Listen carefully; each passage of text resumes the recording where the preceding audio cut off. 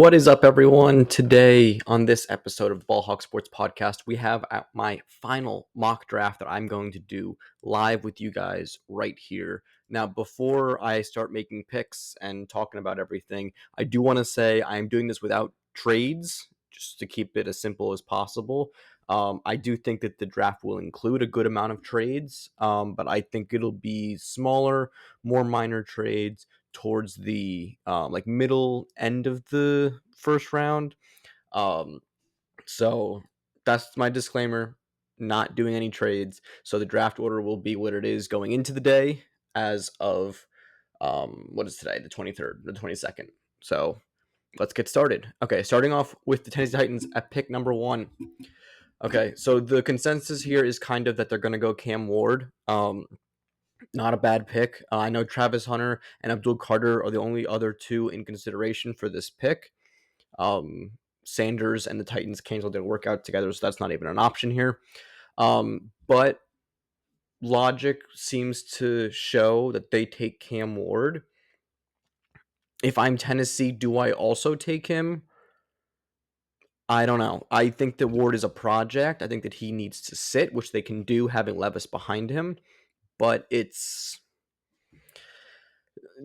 you might want a more ready to play player, especially for a team that doesn't have as much talent as some of the other teams drafting a little bit lower than them.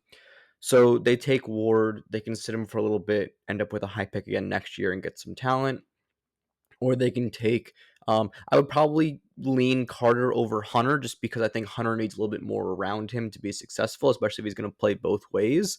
I think him being a number one receiver and a number one corner, which is what he would need to be in Tennessee, is a lot to put in his shoulders. Whereas there's other teams out there where he either wouldn't be the number one corner or he wouldn't be the number one receiver. So I think that it will be Carter or Ward would be my choice. But I am going to go with Ward. That seems to be where the Titans are going. So we're going to take Ward here. Let me start it. We're going to take Ward here. There we go. And at number 2, now, similar situation, but the Browns have talked with Shedeur Sanders. Now, personally, I don't have Sanders in my top 32 prospects, but I understand. I don't have Dart there either, or Tyler Show, or Jalen Milrow. So it's not anything against Sanders. I just think that I think none of the quarterbacks outside of Ward are worthy of a first round pick this year. But it's the quarterback position, so it's always in play. Now, I know the consensus here is that they go Hunter. Um, I I understand that. I would like to see the Browns take Carter because pairing Carter with Garrett is hugely beneficial. Whereas the Browns not taking a quarterback, the only other real route they can go to find a difference maker of Carter's level for what they need would be taking Janty, which I don't think they do at 2. But at the same time, the flashiness of Travis Hunter, the Browns have never been able to turn that down. So I think I'm going to go with Carter here to the Browns. I think that he fits them better, despite the flashiness of Hunter and the fact that Hunter could be hidden, or not hidden, but he doesn't need to be the number one role on offense or defense, so that would be a good fit. Um, yeah, I'm gonna go Carter. I think that that's a better fit for the Browns. Moving on to the Giants, they're another team. They've done a lot of research on their quarterbacks, but with them having signed Winston and having signed Wilson, I don't see them taking quarterback this high. Now, the Giants are a team at the end of the first, I could see trading back in to take Sanders, who fell, or Dart at the end of the first, or, there's talks that show or Milrow could also go at the end of the first. I really, really hope they don't, but we'll see what happens. But this is a team to keep out. I mean, the Browns could do the same thing at the end of the first, especially if Shedeur falls. I think that would be a popular pick for them because they pick at 33, Giants pick at 34, so both teams are liable to do that. But I think that there is one real option here for them, and that is the leftover of the top 3 options. That's Ward, Hunter, and Carter. So with Carter going at 2, Ward going at 1, we have Hunter here to the Giants at 3. I think it's an easy pick for the Giants to make, no problem. Now, here's where we get into, with the Patriots at 4, a little bit of a change of pace. Now, there's a number of different directions that they could go here. I do like Will Campbell as the best offensive lineman. I don't have him as the 4th best prospect like this site has, but I do like him there. I don't think they take Janty. I just don't think that they need an investment in the running back position like that right now. But I do like Mason Graham potentially here. And then if we scroll down a little bit, I just don't think outside of Graham and Campbell, there's really anyone worth this pick. They obviously have Drake May, so they're not taking a quarterback. This is too high for Tyler Warren. I like him, but I think Bowers is better. None of the receivers are going up here. So yeah, I think it's just they take Mason Graham. They get that interior presence locked up. I'm going to make that pick. Okay, moving on to pick number 5 and the Jaguars. We're going to be looking here not at Janty because they have 2 guys in ETN and oh my god, what is his name? I can't remember the other running back's name, but he had a decent year last year when ETN was hurt. Campbell would be a good option for them. They also could take a risk and take Warren, although I think this is high for him. They just drafted an edge rusher and they paid Josh Hines-Allen, so they're not going to take an edge rusher. I do like Will Johnson potentially here. I think that he fits what they do in Jacksonville well, but I also think they need to protect. They need to protect Lawrence, keep him healthy. So I am going to go with Will Campbell here at pick number 5. Pick number 6, I think this is one of the easiest picks outside of the top 3. They're going to take Janty. I don't think that there's much conversation about that. They just extended Geno after trading for him. So I don't think that Sanders and the hubbub that would come with Sanders is a good spot, because if Smith starts playing bad, the fans are going to want, and the national media is going to want Sanders to step in. If they trade back into the first or take a quarterback in the second round, there's going to be a lot less pressure. So I see them potentially as a good spot in the second round for Jalen Milroe, or a trade up for Dart, similar to the Browns and the Giants.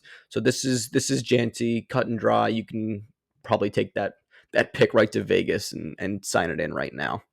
But at number 7, we have real questions. I don't know if I believe that Membo is worth this high of a pick. I honestly have Membo, Banks, and do they have the other offensive tackle? Simmons now lower. Yeah, I guess that's kind of the top 2 tackles next. They don't exactly need a defensive rusher. So like Walker would kind of be out. I don't love the Will Johnson fit here. They have Conklin. They could go T-Mac on the outside, but they more need a deep threat like a Golden, but this is too high for Golden. They're not going to take Sanders. They've committed to Fields. I don't think Sanders fits them. I guess it's Membo or it's Warren. Warren's a complete player. Membo would be a good right tackle fit for them. Tight end tackle, you take the tackle. Do they take tackles in back-to-back years? I don't know, but I'm going to have them going with Membu here because I don't think that Johnson would be the other fit here. I'm not as big on Jahdae Barron as some others are. I think that he's more of a slot corner, so taking a slot corner this high is really hard. But taking a right tackle this high, understandable. So I'm going to go with Membo, have him slot over there in the right side of the Panthers, of the Jets offensive line. Now, number 8 and the Panthers, I think a lot of things are at play here. They need a lot of defensive talent. They also could use some offensive talent. It's interesting because Leggett had a decent year. Thielen's going to take up the slot for them. So T-Mac fits them really well and what they're putting together. on offense there around Bryce Young, who had a nice rebound year last year, but their defense lacks so much talent that I wonder whether they want to get defensive talent and say, we'll take a receiver in the middle rounds again, like we did with Leggett. I'm probably gonna lean that way. Jalen Walker he's kind of a tweener between being an edge rusher where he'd be smaller or an off-ball linebacker. The Panthers could use both. Um, Probably he would be the pick. Will Johnson would also fit there. They did just pay J.C. Horn, so I don't think the need is as big there. Yeah, so let's go with Jalen Walker, the edge rusher for the Panthers. Get them some versatility and some raw talent out there on defense. Moving on to the Saints at number 9. They're in play for Sanders, especially after Carr got hurt. There was an interesting report that came out that said that they still believe in Rattler, which coming out very shortly after Carr was announced to be injured for an undetermined amount of time, was an interesting sentiment. I think that they draft someone. I don't think it's Sanders in the first. Um, I think that they're more likely to sit and wait for a guy, maybe even in the third, fourth round, like a Riley Leonard or a Will Howard or someone to that ilk. So we'll look at them not at Sanders, which is going to be a run of he's just going to start falling. Just so if anyone's looking for where Sanders is going to go, it's not going to be in the next 10 picks, I think. So that'll just be what that is. But they did just sign Juwan Johnson, the tight end. So I don't know if Warren fits great here. I kind of like McMillan. He would be a good complement to Olave and to Rashid Shaheed. Will Johnson would also fit here. Banks, they don't need a tackle as much. I think this is between Johnson and T-Mac. Because they also still have Taysom Hill to play tight end. I'm gonna have them go with T-Mac, give some insurance for Olave, who had a lot of injuries last year. They did just lose a corner though. Now I'm gonna have them go T-Mac, get a weapon on offense. Although there has been some rumors that he'll slide, but I still believe in his talent. He had a lot better year 2 years ago than last year, so I don't think some teams can pass in on him. Getting into these mid-round picks. Now we have the Bears at 10. It's going to be interesting how high Omarion Hampton goes. They have him at 22 on this site. I have him probably in the same kind of period. I think the Browns could take someone like a Travion Henderson who has more flashiness to counteract the one cutback that is DeAndre Swift. So I don't love Omarion Hampton here to the Browns. I do think that this is as far as Janty will fall if the Raiders don't take him. But I had the Raiders taking him, so he's off the board. They have Cole Kmet, so Tyler Warren's not an option. They just got a bunch of guards, and a center, so their interior line is all fixed. You could look at them and be like, they need a pass rusher. They could use a tackle. I don't have them needing a corner that bad. They've done a decent job of drafting some corners, and then they have the corner they just paid, Jalen Johnson.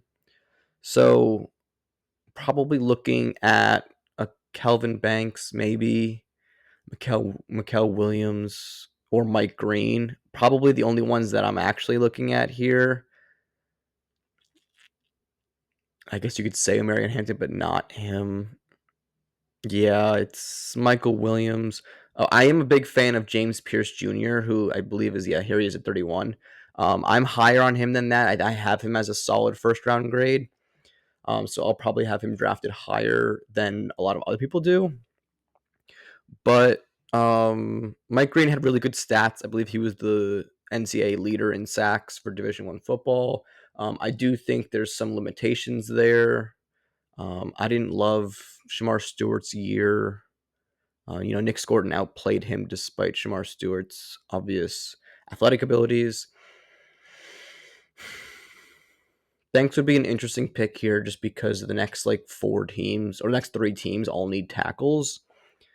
So this is where you could see your first trade. I know a report did just come out that the Bears might want to trade down, but because we're not doing trade downs, I'm going to have them taking Kelvin Banks and taking the last of the tackles that has the talent in this section over, their choice of edge rusher, where they probably can get someone of a talent like maybe Stewart in the next round where they have a bunch of picks. So yeah, I'm gonna have them take Kelvin Banks. I actually like that better because in the second round they have a couple second round picks. So I like that pick. I'm gonna have them take Kelvin Banks and slotting him into one of the tackle spots. Moving on to the Niners. The Niners are a good fit for a couple of defensive players here. They can work with Mikael Williams at edge across from Nick Bosa. They could work with Mike Green in the same spot. I don't have Shamar Stewart this high, so he's not an option for me. I don't think Warren is an option. They're in contract negotiations with Kittle, but I don't think that that's where they're gonna go with it. Obviously they're not going for Sanders. I think it's Johnson, Williams, Barron here as their suggestions show. Let me just take a quick look. They're not going to take Campbell while they have Warren, Fred Warner, too high for Golden. I'm not really too high for Golden, but I don't think they take him. Yeah, okay. I think I'm leaning the talent of a Will Johnson or a Jahdae Barron over an edge rusher with more projection. And I probably would just have them taking an edge rusher in the second round where the corners probably get a little overdrafted. So the fit on Will Johnson, more of a zone corner, or Jahdae Barron, the slot corner. I'm gonna have to take Johnson. They'll get that outside corner, play that deep zone they like to do, and they'll be happy that he fell into their lap. Moving on to the Cowboys, this is, I think, where you start seeing Golden come into play. They love their flashiness out there in Dallas. They do have a tight end. So, again, I don't think Warren's an option here, but it's an interesting fit. I don't think Sanders goes here, although it's an interesting option. I think I do question if they actually pay Micah Parsons or not. So I think an edge rusher is a big play here. They did also just lose DeMarcus Lawrence to the Seahawks this offseason. So yeah, I think I'm going to have them taking Williams or Green. I'm going to have them take Williams, more projectable player. It tends to be what they prefer. So yeah, I'll have them take him. Now the Dolphins, they have Jonnu Smith, but it's just a 1-year deal. So I don't know. I know the Colts will be licking their chops if Warren falls to them. I just don't know if the Dolphins invest in a tight end like this. But would they invest in a slot corner like this? I don't think so. They have Kadir Koa who played, or Kahu. Apologies if I messed that up. Who played. They just drafted Chop Robinson last year. If they already traded Hill, I think Golden would be a nice fit here. Interior defensive lineman also an option here. This site doesn't have a lot of them high. I have Harmon maybe there, but I would have a Kenneth Grant, a Walter Nolan, who's a great talent, higher here. Who else is available? Yeah, I think that we're reaching territory that's not this pick. Okay. Josh Simmons, an interesting choice. They could use a left tackle. They could reach for Simmons, who got hurt, but was showing a lot of potential. I don't think they take Barron. They could use an interior defensive lineman. Let's go interior defensive lineman. So let's go Harmon. Let's go Grant. and Nolan. Nolan has the most talent. Grant is the nose tackle, and Harmon is the tweener between them. Let's go Nolan here. This site doesn't do him justice, but he has the most potential out of anyone. So let's have the Dolphins roll with that. And then the Colts here, like I just mentioned, they'll take Tyler Warren. They'll thank their lucky stars that he fell to him, and they can get a security blanket for their quarterback, whether it's Richardson or Jones. I don't think there's much choice there if Warren falls to them. Now, here at Atlanta at number 5, this is a huge spot for them because they need pass rushers, and they need them bad. Like I said, I don't have Shamar Stewart this high, so because Micah Williams already went off the board, let's have them take Mike Green. I think the interior guy is also an option, as they just let their Grady Jarrett. They just let Grady Jarrett go this offseason, so like a Derek Harmon, a Kenneth Grant could be an option to replace him. But I think there's plenty of talent to be found there in the second round. So let's have them take Mike Green and bank that there's more to Green's game than he showed. Okay, Cardinals. Cardinals also could use some defensive talent. They could use some corners. I don't know if they need a per se slot corner, but this is an interesting fit for Barron. I think they believe in Murray. They just paid Murray. They don't have an easy out anytime soon in that contract, so I don't think Sanders is at play here. But I think this is where you start seeing conversations possibly happening as he continues to fall like this. Barron, they have McBride. Golden would be interesting, but I don't know if they want to take back-to-back receivers after Harrison didn't have a good year last year. Derek Harmon, another good option. They did take Sweat. Okay, I think for this pick, I'm also going defensive lineman, so let's get them a nose. Let's get them Kenneth Grant over Derek Harmon, just because Grant can help them stop the run while Sweat can come off the edge and the outside. And Grant is very athletic for how big he is, so I think that he fits really well here with Arizona. Cincinnati, this is one of the spots that if like Green falls or Williams falls, then they're going to snatch them up. They could use an edge rusher, which James Pierce Jr., like I said, I had him higher than other people did, specifically this side as well. That's an interesting fit. Loveland would be interesting, but they just signed Gesicki to a 3-year deal, so they liked what they got with him. Slot corner, maybe Barron. I keep calling Barron a slot corner. That's what he played. That's what he played best in college. You obviously can take and play him on the outside, but I like the depth of cornerback in this class, so I do think the corners slide a little bit, as I had Johnson not as a top 10 pick, despite I have him potentially as a top 10 talent. And I think I'm going to let Barron continue to fall. Like I've been saying, I don't have Stewart this high, so I don't think that he's an option here. They don't need an inside linebacker. They have Logan Wilson. They just re-signed their 2 receivers, so that's not it. Okay, I think I like James Pierce Jr. here, despite his potential maturity issues. Or do I go Derek Harmon? I think I'm going to go James Pierce Jr. I think they need an edge rusher, so I think with the way the draft shook out, they had to reach a little bit. But I also think that's part of this draft. You're going to see a lot of players that you're like, he really went there. He really went there. It's going to be so much more about fit and like what teams need this year, because I've heard it a lot, but I think it's worth mentioning that like this is more of a starter draft, not a star draft. So you're not going to be hitting home runs in this draft, but you're going to be able to fill out your roster, which for a team like the Bengals and some of these other teams coming up, that's what you need to do to continue to compete at the level they want to.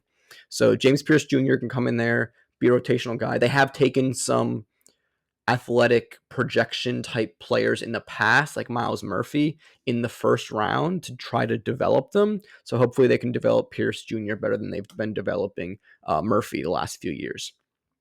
So the Seahawks here, they're probably some people like Tyler Booker, Booker is a pure mauler. He can't run a zone system. He can't like really play in the zone system. He's very limited athletically, so I don't think that he fits very well with the Seahawks scheme. He would fit better in like a pit scheme. So not him. Although this is probably where you start seeing him come into play. They just signed Ernest Jones, so Campbell's not an option here. They have Noah Fant, so I don't think Loveland's an option here. They'd be an interesting pick on Barron, but they have Woolen and they have Witherspoon, who they both have drafted high and have played well. Ooh, I kind of like Matthew Golden here. I kind of like it as a sneaky pick just because, yeah, I'm going to Harmon maybe. I think it's between Golden and Harmon here. I think they need a little bit more on the defensive interior. They have a bunch of rotational guys for the edge. They just signed Lawrence, so I don't think they're going edge. I don't think they go corner again. I think they're fine there. I think this is too high for a safety.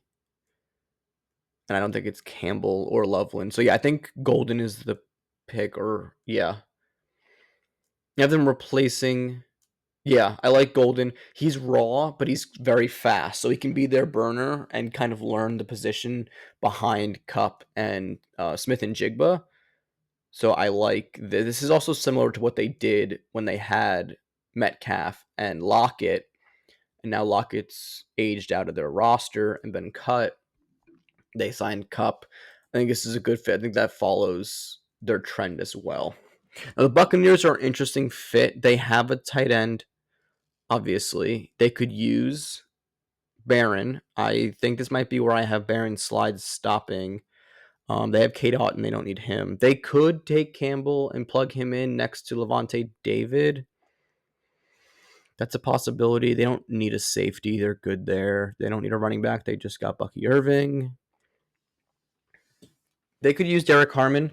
I think this is a Derek Harmon, Jihad Campbell, Jade Barron. I think this is Barron. They need some defensive secondary help. I think Barron helps them out, whether they have him inside or in the slot. So I'm going to have them take Barron here. Okay. So now the Broncos here at pick 20. We have options for them. Colston Loveland, great option here for them. They just signed Devondre Campbell. Or, sorry, Trey Greenlaw. Excuse me. They just signed Trey Greenlaw from San Francisco. So I don't think Campbell's an option here. I don't think Stewart fits. I don't think they need a safety. They could use a running back, maybe. Okay. I don't think Harmon. They don't necessarily need a tackle either. Okay. I think it's Hampton or Loveland here. Both positions also have depth, so it's interesting. I think they wait on running back. You know, Sean Payton's had a lot of success using a rotational running back system, so I think that they take Loveland and let the running back come to them in a later round. Now, here at 21 is where we come back into the Shedeur Sanders conversation. The the teams picking after this, because we're not doing trades, aren't really going to take a quarterback. There's no one specifically after this pick that would take a quarterback. And I do think Sanders goes in the first round, so I think I'm going to put him here. I don't love it. I don't love the pick. I think Shedeur Sanders is limited in what he's able to do on the field. He's very accurate. He takes unnecessary hits. He takes unnecessary sacks. He holds onto the ball too long. I wish I could have questioned him and Pat Shurmur, the offensive coordinator at Colorado, on why he didn't get the ball out faster all year. If they were trying to up his stats, or they just, because they didn't have much of a running game. They just had to try to get chunk plays and make it happen like that. I do question that because getting sacked like 94 times or 96 times, however it was in the last 2 years, is too much. It's too much. I don't care how bad your O line is. You don't want to get sacked that much when you're playing, you know, in 24 games, you get sacked 94 times. That's just insanity. So I do think some of that's on Shedeur. If you watch some of his tapes, he's not mobile. He is one of the more immobile quarterbacks at the top of drafts that we've seen in the last like 5-10 years. But his accuracy is good. He throws a good deep ball. I think he processes defenses well. I think his maturity is, I would put it as a push. I don't think it's that big of a deal. Um, but I think you put him on the Steelers here, and you get something similar to Mac Jones when Mac Jones came in, had a good first year, and then kind of fizzled out. But I think this is where his slide stops. So I'll have him going to the Steelers here. Other options for the Steelers would have been Hampton at running back is a really good option for them because he's a bruiser. They need a running back to complement Jaylen Warren. So that's a great option for them. They could use a replacement at left tackle, Josh Simmons, for Dan Moore, who departed for, I believe it was Tennessee. And then if they wanted to beef up their defense, you got Derek Harmon here. You got Emmanwori, Starks. They could go Campbell to put opposite Queen, but I doubt it.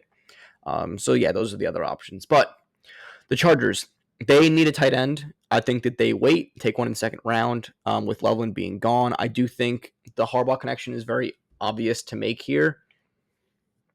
I will say I don't think Loveland gets past 22 with the Chargers, but because he went at 20 to the Broncos, we look elsewhere. They could use an off-ball linebacker like Campbell. They don't need a safety.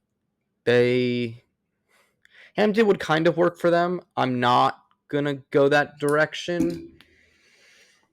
I like Harmon. I think similar to Loveland, if Grant falls here, he's taken by Harbaugh. So actually, I'm gonna have Harmon go and follow that similar logic. I was just gonna say I was gonna be like, it's just Michigan guys. I'm telling him to take, but no, I think he knows how it's built. It's built inside out. They have two tackles. They don't need Booker at guard. They just have Zion Johnson. So I think Harmon filling out their defensive interior is the pick here.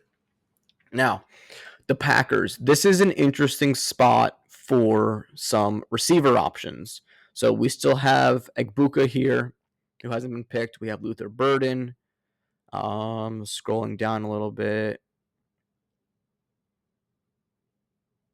Yeah, it's about it because I think all those guys are second round talents. Okay, so Egbuka would be nice here. I question his ability to be a number one. I think that's what the Packers need. So I don't know if I want to go Egbuka here or help them on defense. Shamar Stewart would be a nice fit for them as kind of like a Rashad Green type. They have Edgerrin Cooper and Quay Walker at linebacker, so Campbell's not an option. They have Xavier McKinney at safety, so Starks is not an option. For those that don't know, Starks is more of a like middle of the field cover corner, and Emmanwori is the athletic freak from the combine that made waves, but he is more of a box safety. They don't need tackles. They don't need a quarterback. Egbuka is starting to look really nice here. I'm going to go Egbuka. That gives them a good change of pace receiver because he's more of a possession. Should be a really good wide receiver too if Jaden Reed can stand up and take the wide receiver one spot. I think he complements them well. So I'm going to go Egbuka here. Now, Minnesota, they did sign Aaron Jones, but Hampton could complement him well and then move on and do better things next year. But do they go that option? I think so. They did just lose a safety to the Colts in Bynum. but they still have Harrison Smith. Their O-line will get Darisaw back healthy. They just signed a corner. I'm going to have them taking Hampton and injury insurance for Aaron Jones. Plus, he gets to play his role as a power back until next year when he can be the guy. Texans need an offensive lineman. Texas needs Josh Simmons. Easy peasy. There's no question he's a tackle. He's a little bit raw. He wasn't able to play the last half of his most recent season because he got hurt. But he was trending up going into when he got hurt earlier in the season. So I think you can project him here to outperform his draft slot, which the Texans will take after they moved off Laramie Tunsil. So I'll have them taking Josh Simmons. The LA Rams, another team in need of some offensive line help and potentially some defensive playmakers. I like Campbell here. Their safeties are okay. I don't know if they invest this high. Gray Zabel as well as like a swing lineman could work. They don't run a power offense, so I don't like Booker.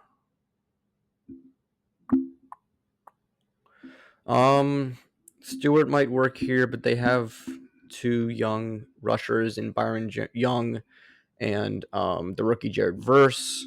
They also have Fist playing the middle. So I don't think interior lineman. Okay, I think it's Campbell or it's Starks or Emanwari, and I'm going to go Campbell and the pure talent of him to plug up the inside defense for the Rams. Moving on to the Ravens, they could use Zabel. That would be interesting. They also could use Stewart and use him, develop him. They've developed edge rushers very well. He could learn behind Kyle Van Noy for a year. Safety, they have Kyle Hamilton. They have Marcus Williams, who isn't performing up to his contract, but he's still there. I think this is a Zabel or a Stewart situation. They got Stanley back, so they don't need Connerly Jr. They don't need a receiver. I guess Nick Scorton could also be in play here. Yeah, that's about it. So we're looking at Zabel, Stewart, or Scorton. They need to rush the passer better. I'm not even taking Stewart, being able to develop him, and his athletic ability, and turning him into something nice. The Lions, they have a lot of directions they can go. They have a very talented roster. They have a bunch of safeties, so we're not going to go there. They have Kirby Joseph up there in the league leading interceptions. They have Brian Branch to be their box safety. They're set there. I'm trying to remember if they lost a guard. Did they lose their left guard or their right guard? Did Zietler resign with them? I don't remember. Booker would be a guy that I think Dan Campbell, the head coach, would love. I can possibly see them taking a receiver, but it wouldn't be Burden, as he's more of a slot guy. He's kind of exactly what Amon-Ra is if he were to play at that level. Like his potential is like Amon-Ra St. Brown. So I don't know about that. Donovan Jackson, interesting here as well. You know what? They've bucked the curve enough. I'm going to have them taking Booker, shoring up their offensive line, which they love to do. Dan Campbell loves the trenches, and he builds through there. Okay. The Commanders. Now, they need edge rusher help. They've said they were targeting a running back, but we have Hampton already off the board. So let's see. I think the safeties could go here. I think if this is how the draft shakes out, Buffalo definitely ends up with one of them. But let's take a look. They could take Zabel, play him at guard. I'm not as high on Donovan Ezeuruku. I don't know if I said that correctly. As other people, I think he's another person that kind of hit his ceiling in college. I don't think they need a cornerback as much as they need defensive line help. So I think Scorton, Talik Williams, this is still high for him. Yeah, I think this is Scorton or a Starks Emanwari. Huh. What has Dan Quinn preferred? Because Starks could be like his Earl Thomas from back in his Seahawk days. Emanwari could be his Cam Chancellor. So what would he prefer to take? Those are kind of the comps, especially for Emanwari. He's like a more athletic, less polished Cam Chancellor if they put him in that role. I might like that. I like that. I'm gonna have Emanwari going here to the Commanders just because we had a huge run on the defensive interior guys and the defensive edge rushers as well. I will say some guys that we haven't seen down here other than Scorton that I like on the interior defensive line. Darius Alexander, I think, goes higher than 52. He's well liked. And I feel like there's one more guy that we haven't seen yet.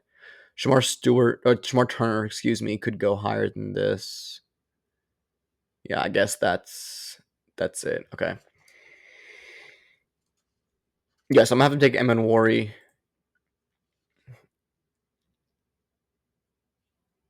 And then the Bills, they could use a corner like Hairston to. Ooh, this would be okay. Hairston doesn't play at a 4.29 speed on tape. I'm gonna preface that.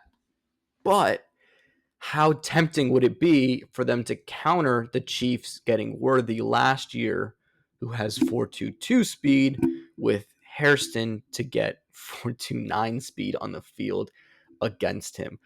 The pettiness of that alone makes me very tempted to make this pick. But I do personally like Ravel a lot better and Amos as well, although I don't think Amos fits their system as well. But it would be some real petty stuff if Maxwell Hairston did get picked. Now, I will say as well, Hairston was invited to the draft, which is interesting because normally they invite players that they think are going to be first round picks. So that would lead them to believe Hairston has a chance to go in the first round. And at this point, it's Buffalo or Kansas City. But outside of that, I think they're pretty good in their O line. So Zabel is not an option. Although it could be. I like Hairston. I like Starks. Although I think they like the safeties they have. I don't love Burden here because who's their receiver they just signed? Uh Khalil Shakir. Khalil Shakir is a slot guy. Burden would is like kind of like an oversized slot guy in college, so don't love that fit. I think it's corner. I think it's Ravel or it's Hairston. And then they come back to edge rusher next round. So, yeah, I'm gonna go Harrison's speed or Ravel's potential. I'm gonna go with the potential. I'm gonna take Ravel. I think he's the better corner right now, and I think he has the better potential. I actually think he has a lot better potential at this spot. So I'm gonna have them taking that and hoping that um Harrison's speed doesn't translate as well as Ravel's overall talent does. The Chiefs here, they very clearly need an offensive lineman. I don't know if Zabel sticks at tackle, so I am almost tempted to just take Connerly Jr., who's a clear left tackle in size and in play, whereas Zabel's more of like a swing tackle or just a guard, despite his size, but he's more polished. I'll have them take Zabel. They'll either develop him as a tackle or develop him as a guard and then move him to tackle, something like that. But I do think Zabel's more polished I think they need more polish because obviously they need to kind of plug in their first round guy and go from there. Now, the Eagles, with the last pick here in this final 2025 NFL mock draft, Starks is real tempting to get that talent to replace CJ Gardner Johnson, even though Reed Blankenship kind of does something similar for them.